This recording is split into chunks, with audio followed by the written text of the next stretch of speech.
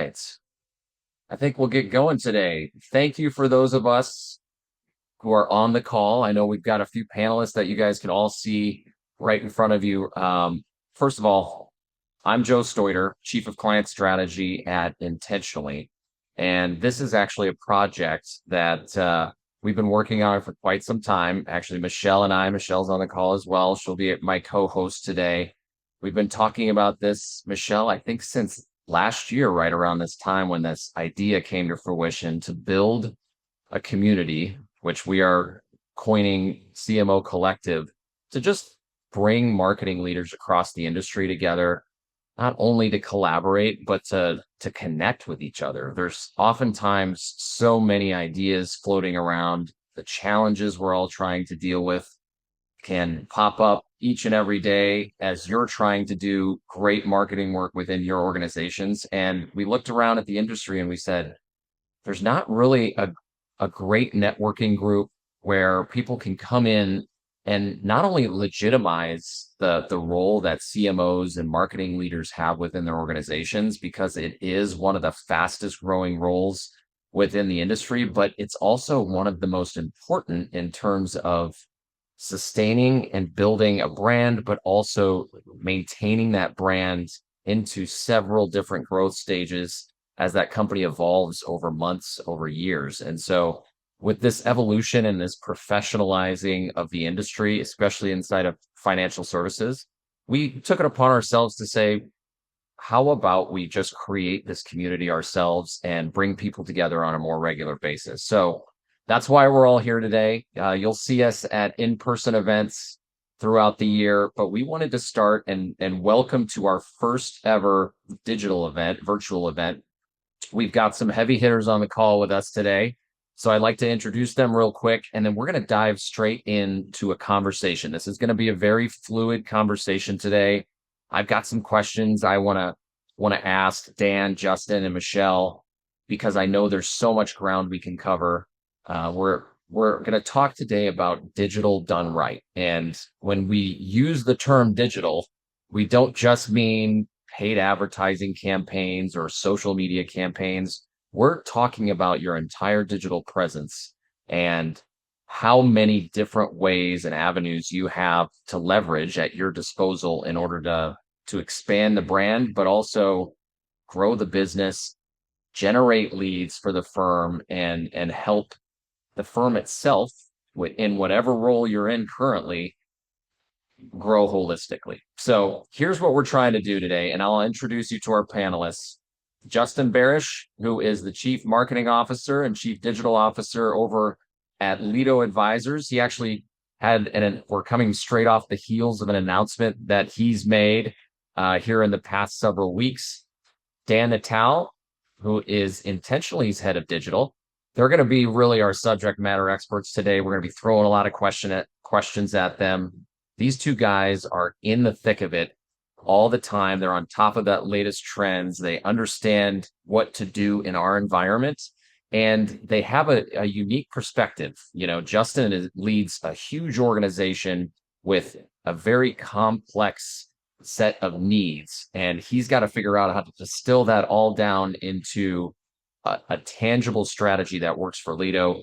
Dan is tapping into dozens and dozens, nearly 100 firms across the country of all different shapes and sizes and different phases of evolution. And he will be kind of tapping into this insight that we're starting to see from the intentional side. And then we've got Michelle Winkles, who is CMO at Mission Wealth. Hi, Michelle.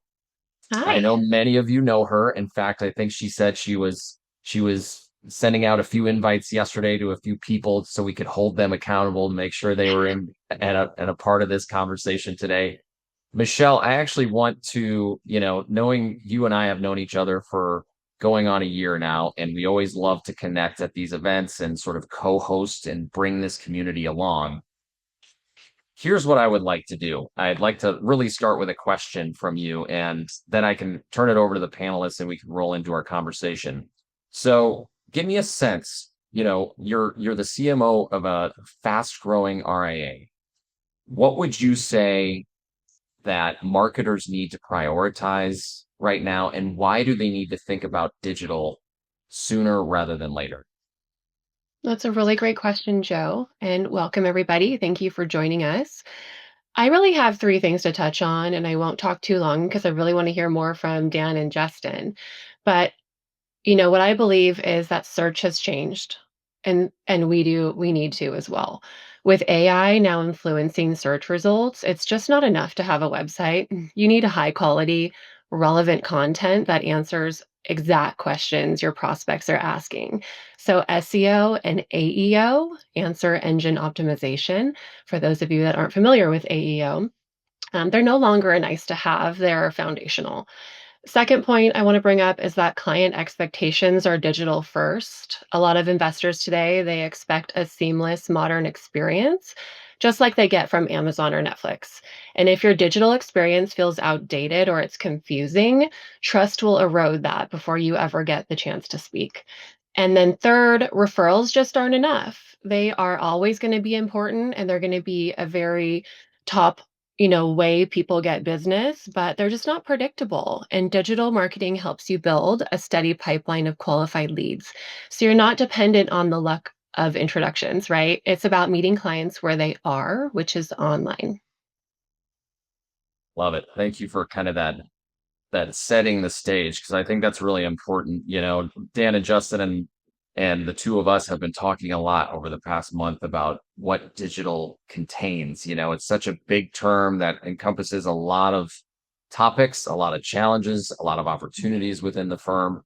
And so I kind of want to throw, with a lot of what you have in mind and what you've said here, Michelle, I kind of want to throw this over to Dan and Justin as kind of our first question of the day, which is, let's start framing why paid digital is a legitimate channel, first of all, because I know there's a lot of people on this call today who are either in the middle of building a digital strategy, or they are figuring out how they're going to enter the market by leveraging digital in a meaningful way. So maybe I'll start with you, Dan, and then we can turn it over to Justin. What prerequisites should marketers consider when they're making digital a part of their overall strategy? Um, it's a good question, Joe, and I think too you addressed it a little bit at the top of the call, right? When we're saying these things and talking about it, we're not just talking about, hey, Facebook ads, there's digital, and boom, you're done. Yes, paid lead acquisition is part of it. Paid social channels is, of course, part of it, but it really is an entire ecosystem. And so when you're thinking about it, and thinking about both your approach and the channel as a whole, you need to think about it in terms of ecosystem and infrastructure, and all of the things that roll up into it. So, as Michelle pointed out, right? I mean, there is a um, big transformation happening right now on how investors search and how they find information. There's an angle. There is both paid social and other paid media channels that give you the awareness aspect of it. Then you have to think about, okay, when I have some hand raisers and people interested in what's happening to them as they come into your universe or into your environment. What do those touch points look like? What does that communication look like? And then where are there opportunities to both automate and ensure there's a seamless experience happening across all of it? So it is a very sort of big question. And obviously the gateway through it is a paid ads or digital ads, but there are a couple of different facets here to think about and to think about sort of along your journey. Love it. Yeah, it's a great way to wrap it. You're right. I think one thing that digital has the capability to do is give visibility into that entire journey. We haven't always had that with traditional media. Yes, there are ways to measure engagement along the way, but digital does give you a very unique window into seeing this decision process that people go through when considering whether they engage with you.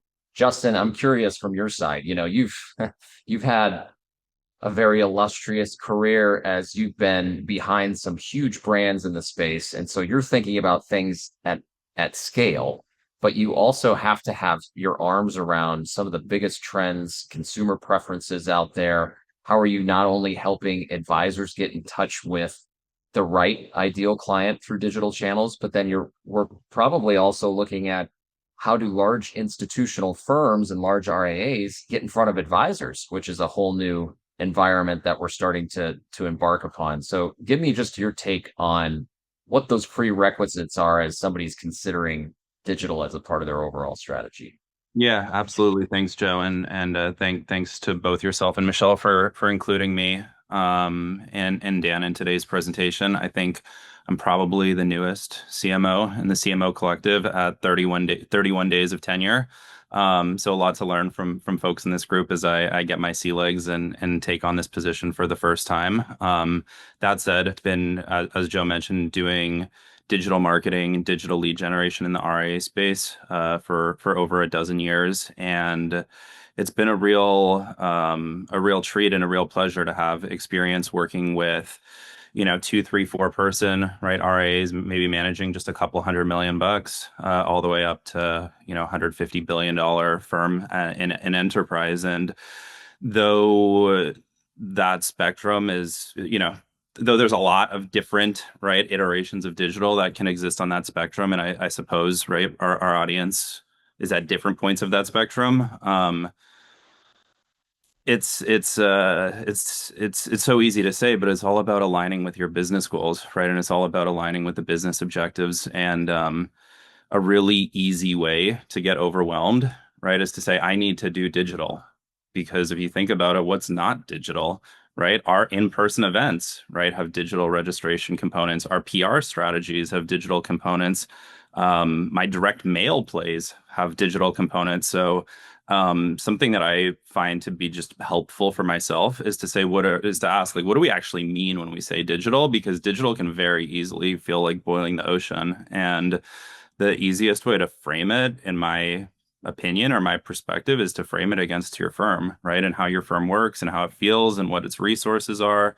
If your firm is not going out and putting on 7, 8 figure conferences, right? Your firm is probably also not the firm that's spending 7 or 8 figures, right, on paid media. So digital has a lot of different roles, right? Whether it be, Joe, to your point, right, driving M&A activity in the advisor community, whether it be enabling advisors from a sales enablement perspective to go out and do their own prospecting, whether it's like my specialty, which is building enterprise grade systems, which really are designed for the advisor to not have to do digital marketing and to deliver hot digital leads to them.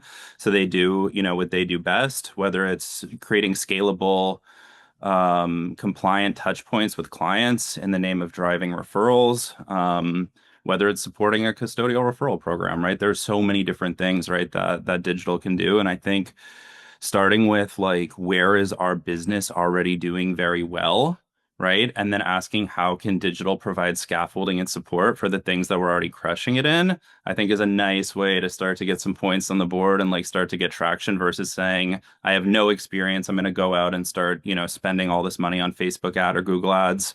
When my firm is actually not experienced in brand new net client blue ocean acquisition, which many firms are not.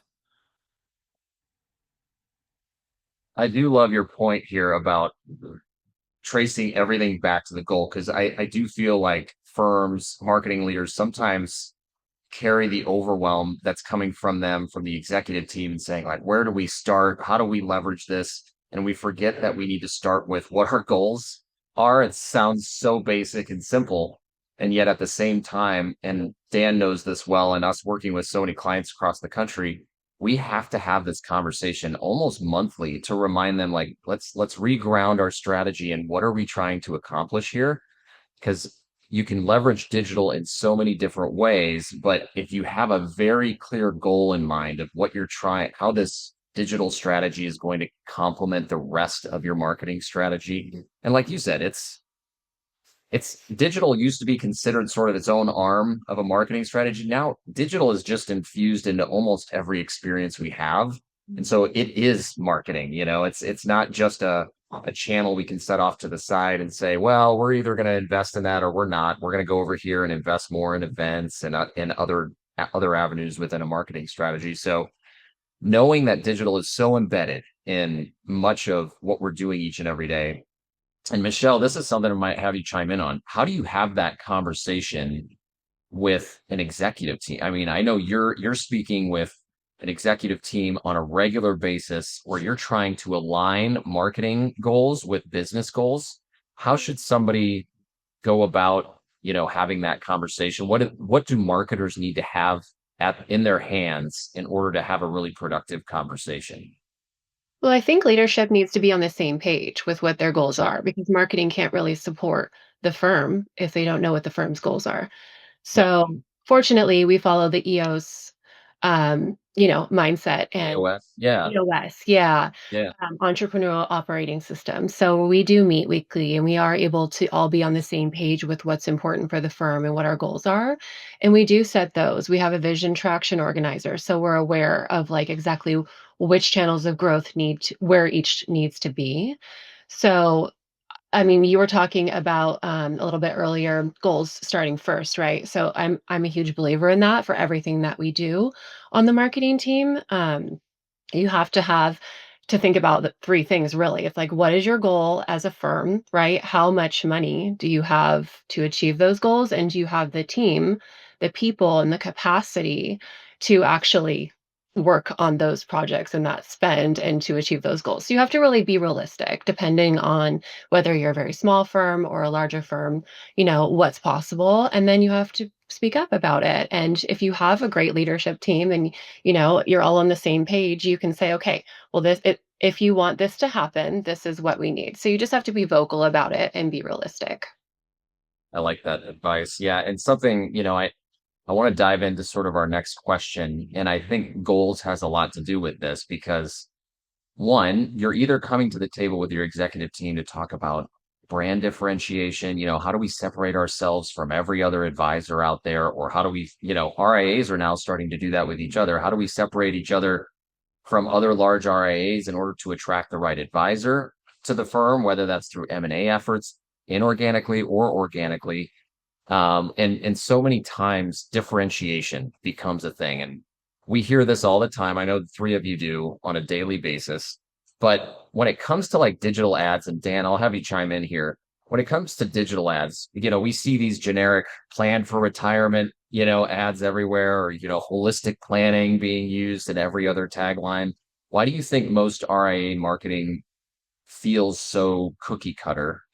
And what should firms be doing differently to get engagement in leads? If lead generation is a big part of your digital strategy, what do you feel firms could be doing better to be not so cookie cutter?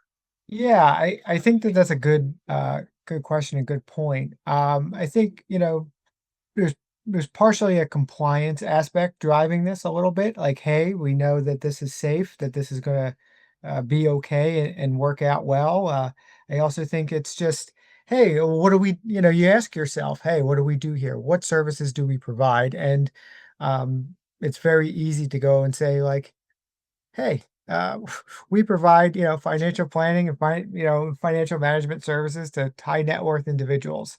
Um, but it's such an extremely crowded marketplace, and I think there is a tendency just to play it a little safe, and to not get as specific as you need to get it. And so, we like to tell folks, and we believe it, and we see what works is, you have to get very specific, not only with your messaging and your ads, but who you're targeting and what's your value prop, right? Like, just sort of speaking about, general retirement planning or, different financial planning aspects and audiences, is not going to do it. And again, such a sort of a saturated world, but hey, can you niche down and say, wow, there's a specific, organization or a specific profession that we have a lot of experience in, or I'm making this up, but wow, we really specialize in tech executives.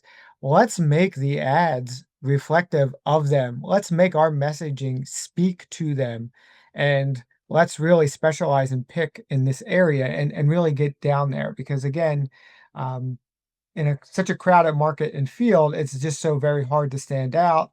And also, your audience is not hearing it. It's just sort of they're glazing over. They want personalization that speaks to them. And that's more than just like putting like hi name in an email, right? It's like speaking to them in that top of the funnel ad content that addresses a highly specific pain point and a very key differentiator for your firm, whatever it may be. And I also too just want to say, like, you may not know that exactly today, or you may not have a full grasp, and you don't have to get crazily targeted either. But I think it's extremely important to stand out and be very specific across all of your digital channels, and that much more so for paid media. Love it. Yeah, it's something that I think sometimes firms are scared to get too specific, thinking there won't be a big enough pool of prospects out there for them to target. And what we see day in and day out is the more specific you can be, the better chance that message has in landing with the right person at the right time in that right moment of making a key decision in their life. So specificity is a big part of this. Justin, what sort of advice do you have in this same thing? I know you're exposed to, so many different messages and how different firms are positioning themselves against each other. What do you see as a key to separating yourself out from the crowd? Yeah. I mean, I agree with Dan. I mean, for any of the many marketers that I've worked with in my career, this idea of specific message to specific audience, something that I repeat over and over and over and over and over again, and that's how I learned digital marketing and digital lead gen. Like the first campaigns that ever worked for me were that, right? How do we niche down? How do we get ultra specific? How do we speak directly to the audience? Because that's the only way you cut through the noise, right? There's so much crap on the internet, and it's so easy to just scroll past things and to not take notice. So you have to, the more specific you can get, the easier it is, right, to cut through the noise. But there's a flip side to that as well, right? And as I've started to work with larger and larger firms, becomes way harder because is a $130 billion RIA going to feature content about dentists on the homepage of its website? Probably not, right? Very true. Like when that $130 billion firm is doing an M&A deal, right? And the M&A candidate looks at the website and says, why are you talking to dentists? Right now, our marketing is hurting our M&A efforts, right? Can't do that, right? Right.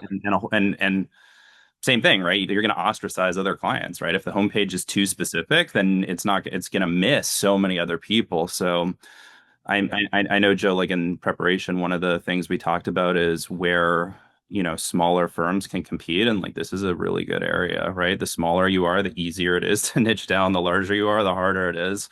And, to your point about cookie cutter, like this is something that I had to like check my ego on a little bit because I was, again, same point, was always like, I'm going to be so specific, so innovative, run campaigns that nobody's ever seen before, and everything else sucks. And then it's like, well, what about Fisher? It's like, oh, pretty damn good, right? That firm has probably done more business in digital marketing than many of the other top firms combined, right? I'm saying this in an endearing way. It's Yeah, they have. Yeah, pretty cookie cutter, right? It looks pretty generic, but it also works, right? So it at the does. end of the day, like you have to match up what your target audience is, what those conversations sound like, how niche you want to go, what your budgets are. Yeah. Obviously, the larger your audience, the more money you need to nurture. You need to nurture those audiences, but also the more you're going to ring the cash register. So there's a lot of wins. There are a lot of factors at play, but my just recommendation would be to like niche down as much as possible without doing it too far that you're like cutting people that you want in the mix out, if that makes sense. It's not easy. Yeah. That is not an easy thing to do, but That it's the right mindset. that is a It's a very it's a fine great point. line. Yeah. I just want to add on too, right? You don't want an audience of 5 people, of course, right? Right. Probably, 5 million is too much. It is a delicate balance, but obviously the larger your firm or the more that you scale, the broader that you can in fact go. Sure. And then the more niche you get, right? The tighter you get, the more content you need, the more campaigns you need to manage, right? It's actually more work. So it's like another kind of interesting thing about scale where it's like, okay, if we're going to go to the level of targeting anesthesiologists, right, and running different campaigns than ear, nose, and throat doctor, like those are two campaigns with two creative sets, two copies, two compliance approvals, and then it can Yeah. scale way, way, way, way beyond two. So this is an interesting area where like AI is coming into the mix also, right? To like, I'm like a AI like nut. Like I run like all my emails through ChatGPT and like mostly everything I do, but I'm still not ready to use it to write copy for ads. But Mhm. I am ready to use it to like retrofit campaign copy to niche down. So like I'll create something like as a human or with my content strategy team, right? It'll be like right for 80 to 90%, right, of the population. Like say it's right in general terms and then to use AI, right, and say retrofit it for that anesthesiologist audience versus the ear, nose, and throat audience or whatever it is. Really, really nice use case of the AI tools there. And one thing I want to point out that I love that you do, Justin, is you start with your voice first and your content team first, right? You have your original idea and your thought, and then you ask GPT to enhance it or support it or tailor it. You're not using it as your end all. Totally, I totally think that's right. important. Totally. No, it's a really good point. And like from an analytics perspective, like when you load up Google Analytics and you look at the traffic on your website, that's analytics on things that exist, right? You're not getting analytics on content that you're planning to create that hasn't gone live. So I Mhm. really like this idea, right? And I'm again 30 days into this job, right? Of landing in a new environment, opening up, right, Google Analytics and letting the data help inform where there's activity, where there's traction, what are topics people are looking about, what are topics that Google has sent to our website from a search perspective. It's a very much an inside out approach, but like a data backed inside out approach is like, oh, like people want to hear about, uh, tax strategy, right? Or moving abroad or whatever. And we have content on our website about that. Google's sending us traffic. We see that in the analytics. Like maybe let's start there. I like that. So, so much of what we're touching on, I knew AI was going to come up at some point in this conversation, Mhm. right? It does in every conversation with marketing Like I nowadays. said, And pretty quick. yeah, Got it. 20 minutes y- in. We're at yeah, AI. exactly. We made it. Yeah, we made it further than I thought we would. And Michelle, I know you've talked a lot about this on stage at various events throughout the year. We were on a panel together at Wealth Management Edge earlier this year, just talking about how to apply AI into your daily life in a very practical way. And we were giving examples about how it can help save time, energy. I mean, so much of this with AI and tech, and when you're looking at digital strategy and niching down, so much of what we're talking about is this attempt to personalize at scale.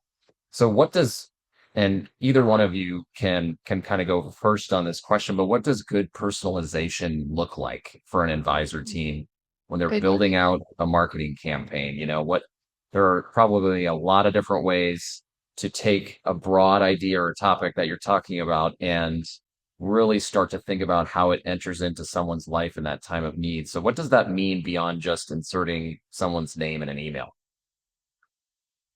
Does anybody, Dan, you want to jump Mhm. off with that one? You Yeah, mean I that's not think enough? You can't just put someone's name in an email and it's personalized? I think, Michelle, if it's working that well for you, maybe you stick with it, but I've seen a little well, bit you more should to do date it. Yeah, well, you should do it, of course, yes, but it's not it's obviously the table only thing. stakes. Yes, Yeah. exactly.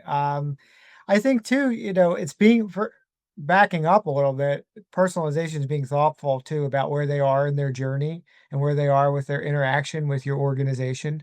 Um, knowing where there's ways of doing this, of course, knowing where they are in their financial journey, so that you can speak to them about specific pain points or content that they're interested in, right? And so I just started off and thinking about like, well, that this prospect is very much interested in taxes, and that they've perhaps had a major life event. Are you speaking to them about that event? Are you personalizing their touch points and their journey in that way, right? So that's sort of ignore the inserting a name in here or customizing too much, but just first and foremost understanding where that person is in the journey and tailoring the touch points that then go along with that.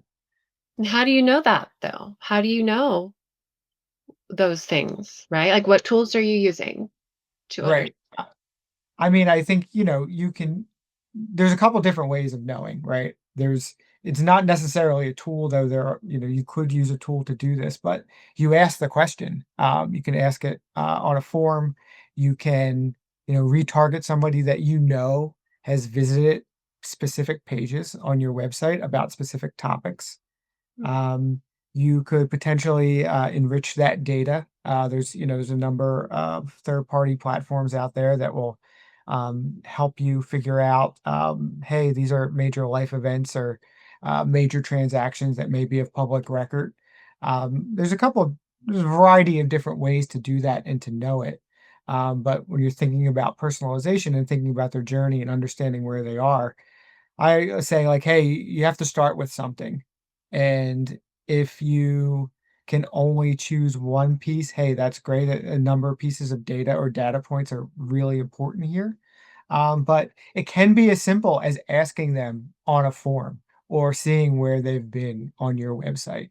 Um, and I think there's a tendency to sort of overlook that, or to think like, oh, yeah, that's not going to tell me much, but you would be, obviously I know Justin has seen this too. Like there's a wealth of data you can understand about potential prospects and web traffic to know where they are so that you can speak to them more personally or to personalize their experience and communication with your firm. And they don't find it invasive in any way? Like, I feel like sometimes, like, "How did you know that about me?" Or it can throw them off. Is there, like, a gentle way to present Yeah, what you know yes. about them? I said yes. Subtle like You it's a delicate balancing act, right? Because obviously we're in marketing here and subtlety sometimes is hard for marketers to understand. You just want to hit them with everything right away. But I think there are ways to be subtle about it and not to overdo it. So like an extreme example, right? People tend not to like, hey, Michelle, I saw you checking out our page on whatever, on estate planning. Here's 5 tips that can help you there. Mhm. You see that a lot, especially in direct to consumer marketing, and it's fallen a bit out of favor for that reason. I think you can be a little bit more subtle with it in the way you message it and position it. Like instead of just saying like, "Oh, hey, we saw you raised your hand exactly for this." It's more of a suggestion. It is a little bit more, um, "Hey, we're experts in this area that you might have interest in." Mhm. And I also think the other component or aspect of that too is the timing of it. You just want to be mindful of that. So, hey, you don't want to hit somebody that was just checking out your page on a specific topic with an email or an outreach within 30 seconds, because that'll be very off putting and it'll be very apparent what you're doing. And so, you know, uh, a prospect looks at a specific page on your website, and then maybe a day later, they get an email that again is very subtle. It feels very consultative about the topic. That's sort of how you want to do those kind of things versus, hey, what are you doing checking out this page? Here you go. Here's some more information for you. Because you're right, it is unsettling and can, really put people off and ruin the relationship right off the start. Mhm. I feel like that's one of the biggest puzzles that us as marketers may experience is what's the right follow-up cadence? How do I follow up? What do I say? Right? So those are some of the biggest questions and how often and what's too aggressive and what's not. What should I say I know? So I appreciate that. It's very helpful. Yeah, I mean, I totally agree with you, Michelle. And like, this is an area where like I would not start with using AI or using automation. Obviously, these are like tools that can like really help with scale and growth, but they can also be like real. They can also miss like really, really, really badly. I mean, even just a super simple example, and like this illustrates how consumer perception is changing, right? And this is just my own personal experience, but the last line, right, in my LinkedIn summary, right, in my bio is like something along the lines of like, Justin enjoys drinking sake and is an advanced sake sommelier. Cool, whatever. Right. The first time I got a LinkedIn message that referenced that, I'm like, oh, super cool. This person like took the time to do the research. Like, I appreciate that.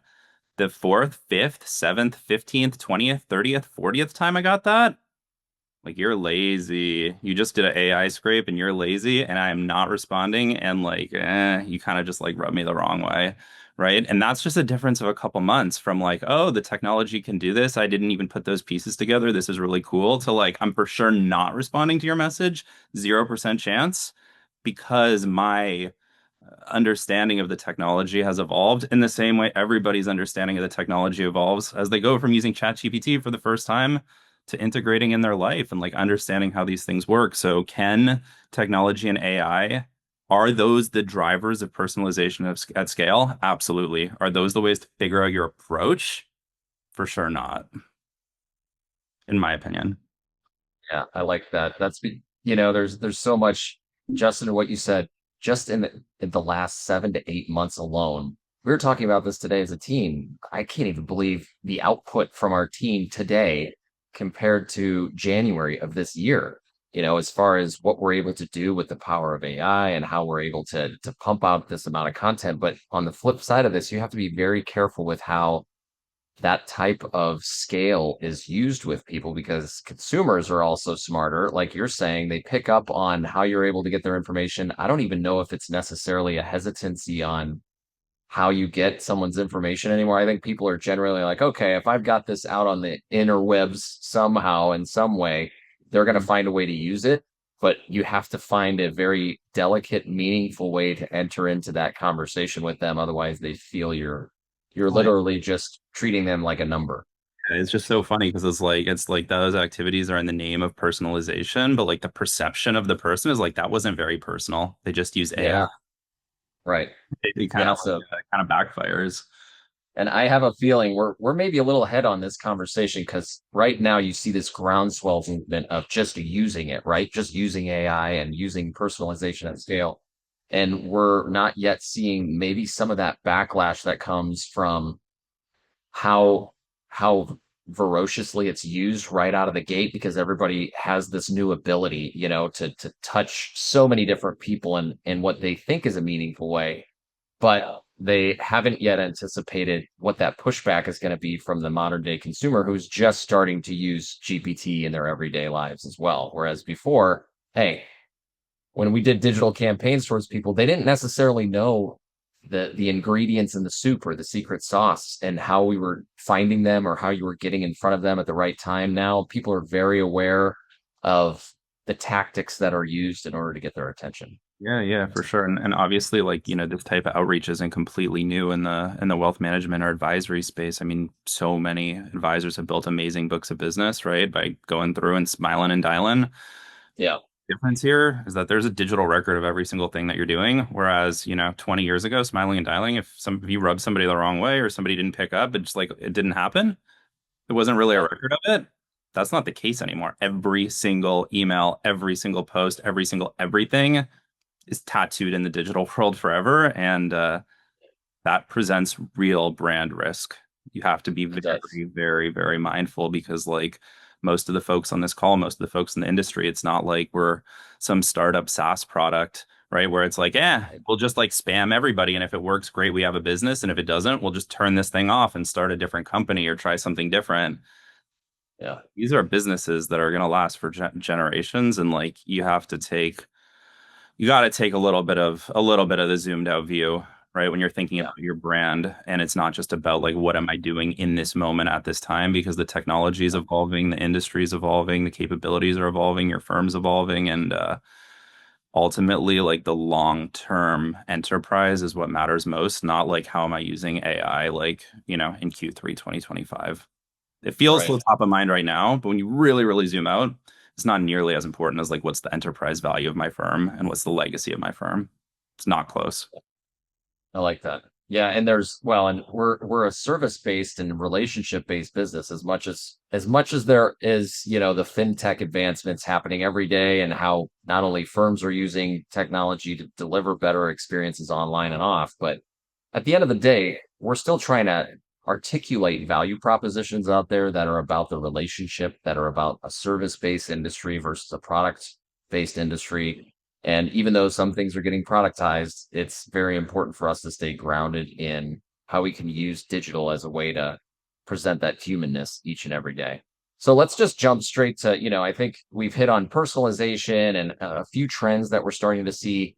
I'm sure everybody on this call is starting to think, what is this going to take, budget wise? Where should I be spending my budget if I need to get in front of a certain target market, or I need to think about how specific I am with a niche? We've tried digital marketing before. We threw $500 or $1,000 at this a month and it's not working. What's your reaction to hearing and maybe giving some advice on people who go straight to budget when they think about how they're going to tackle this opportunity in front of them? Yeah, for sure. I mean, to quickly touch on this one, like you have to have like real perspective.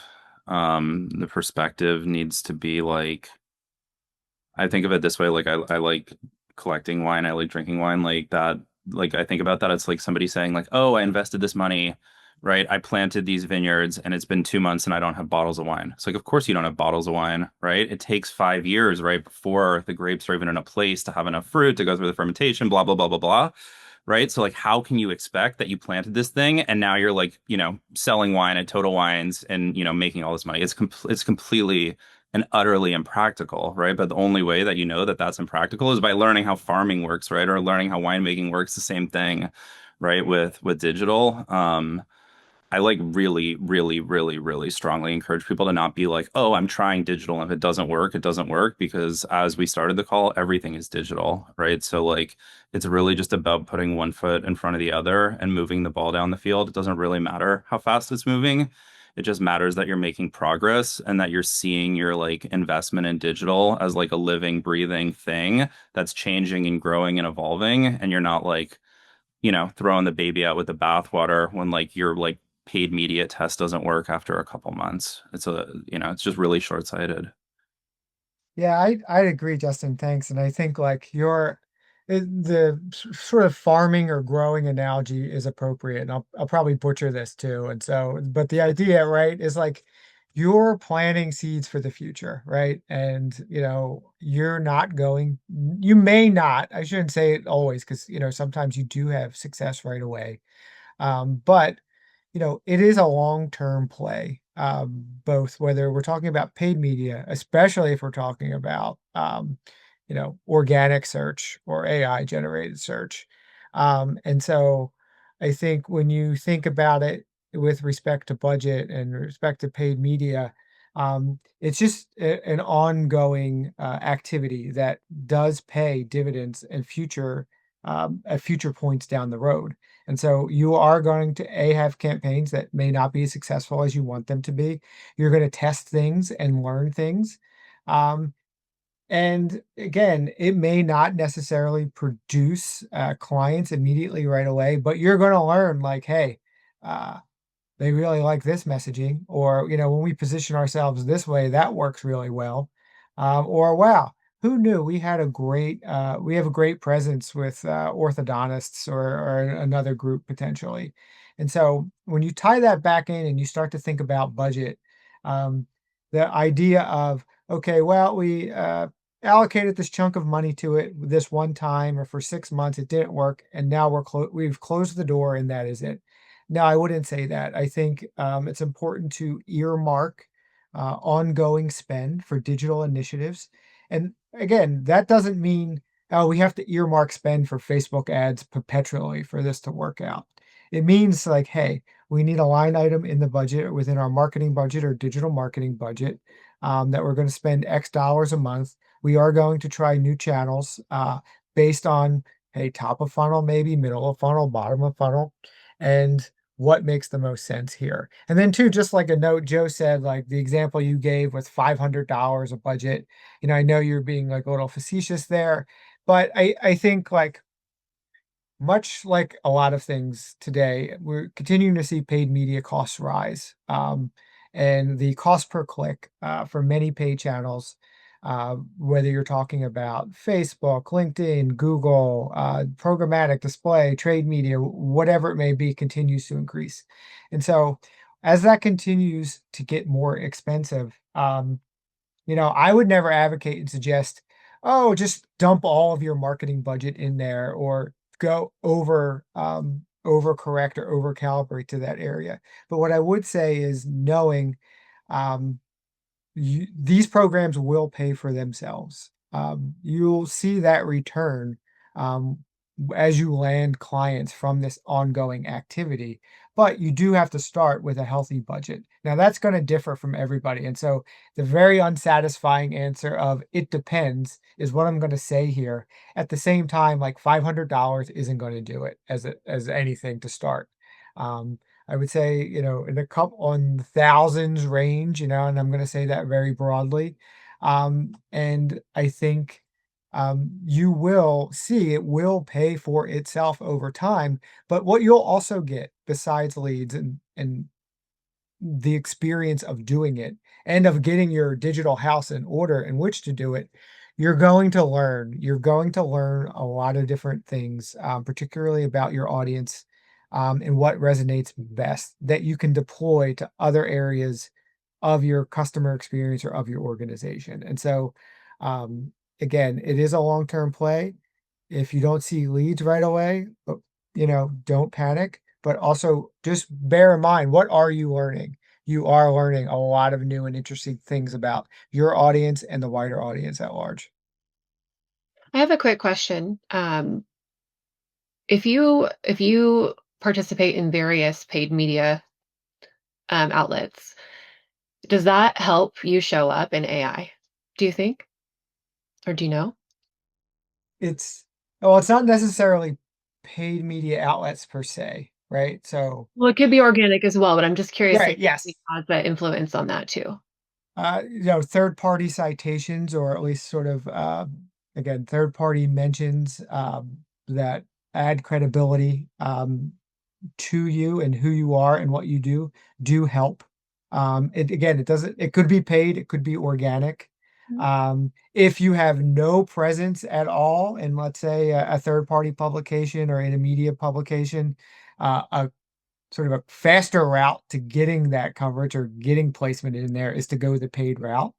Um, if I think back or even think about from a pure SEO perspective, if you take the AI piece out of it, um, you know, it tends a lot of the paid placements, your advertorials, your paid bylines, they do tend to have a shorter shelf life just in terms of existing out in the world than some of the more organic pieces. But at the same time, if you have no coverage or no placements, it can certainly help, I would say, is a way I would put that. I just think of sort of if you're getting quoted in an article, um, because a reporter talks to you, that may have longer shelf life than, hey, we have this paid for placement sponsor, but it is better than having nothing there at all. Yeah, and I think about Google. I mean, if you're paying for a Google ad and then you have great SEO, like that could be great for Google's AI response, right? When someone's searching in Google. Yeah. I mean, I don't know if it has leverage or not with paid. I understand that the organic side, but I always thought, like, I wonder if paid has any influence there. They want to tell you it does. I mean, Google may tell you that it doesn't, but I'll put my conspiracy hat on too here for a minute and say I believe that it does. I don't, Google's the largest advertising company just about in the world, if not in the United States, and um, I think it could definitely probably does play a part there. But at this, I just think back, like when we talk about this, I think back and think, well, if you have no presence or no content or no track record or paper trail of your firm out there, whether it be with Google, whether it be with a trade publication, um, building that up is only going to help you in these channels, be it paid, organic, or otherwise. And it is very important to get there one way or the other. What would you guys say is, and I know we've got a few minutes left here today, and I've got a few questions I still want to pepper you with because I know we want to get a few answers from you with some takeaways here for how people should deduce all of this down into practical advice. But one, maybe from Dan and Justin, like what new platforms are you looking at right now when it comes to digital? Do you see some sort of good response rate so far and engagement in a new realm or a new area? And then two, what sort of metrics are you guys advising that people? I know it's different, for every organization as far as the exact KPIs and metrics you use to track success, but what metrics are you guys looking at right now in terms of assessing whether a digital campaign is successful or not? Yeah, I mean, I can start with the metrics one because it's very straightforward. I mean, at each stage of the funnel, right, there are different metrics and different KPIs that you want to look at, right? At awareness and top of the funnel, you want to look at frequency or impressions to audience size ratio, right? Am I getting in front of the people I want to get in front of, right, at the appropriate frequency? McDonald's doesn't run an ad for you to see it one time and go get in your car and buy the burger, right? They run the ads over and over and over and over. So when you're actually in market for that and you're on your road trip or you need a quick cheap meal, it's top of mind and you're going to do it. So awareness is all about frequency. Middle of the funnel, you want to look at your like click-through rates, you want to look at time on site, like anything that is like, is this interesting? Right? If people if and you got to look at two things, right? Oh my goodness, like it's so easy. Like I've had run campaigns, I'm like, oh my God, click-through rate 5%, unreal, like benchmark campaign, and then I'm like time on site 1 second. Ooh, worse than if that didn't even happen. That's called misaligned expectations. Somebody thought they were going to get something really valuable. They were real excited. They clicked. Not just somebody, a lot of people. They got to the site and they were like, "Oh, this is crap." That ad did more harm than it did good, even though I'm looking at it and my click-through rate's through the roof. That's actually a bad thing, right? So you have to contextualize the data. And then obviously bottom of the funnel, right? Like that's like meetings booked, right? And conversion rates and average revenue per client. I mean, for me, the kind of holy grail though is average cost of acquisition per new client against average lifetime revenue per client. And keeping a pulse check on that on like I mean, at scale on a Yeah, daily basis for me. I But love that. just getting What about it? started, right? Just once a month is good for reporting. Good. Yeah, I like that very practical advice. What are you experimenting with anything right now as far as new channels, new platforms when it comes to Curious what digital? I'm curious what Dan's working on. Well, Yeah. well, I'll say like the word new is like Yeah. it's very subjective in a lot of ways, right? And I would say to you that like, we get questions like, hey, should I run TikTok ads? And I think about, there are great thought leadership applications for that. So don't get me wrong. I'm not poo-pooing TikTok ads or anything like that, but it can kind of be a compliance nightmare. But I only bring that up because you said new.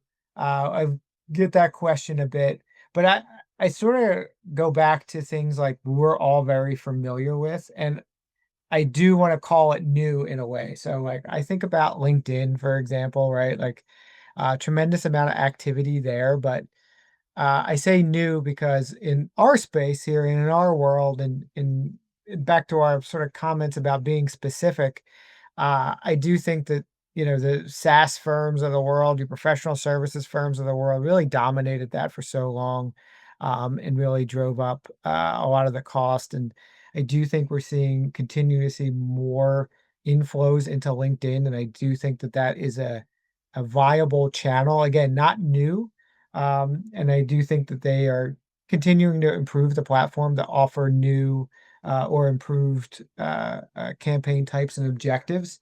But I only say that because, I know our audience. I know like sometimes we get questions like, well, that is a little bit more B2B. Does that make sense? But, I throw that out there.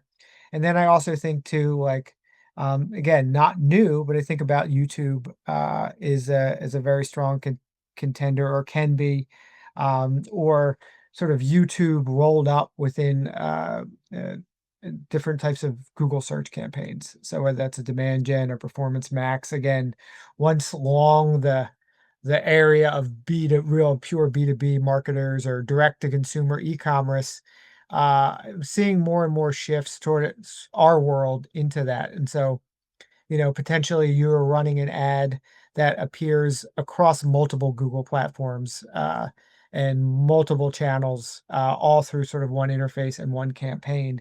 And so Joe, I wouldn't say that they're necessarily new, but I do think sort of for our industry and for financial services, we're continuing to see more investment there and more interest there.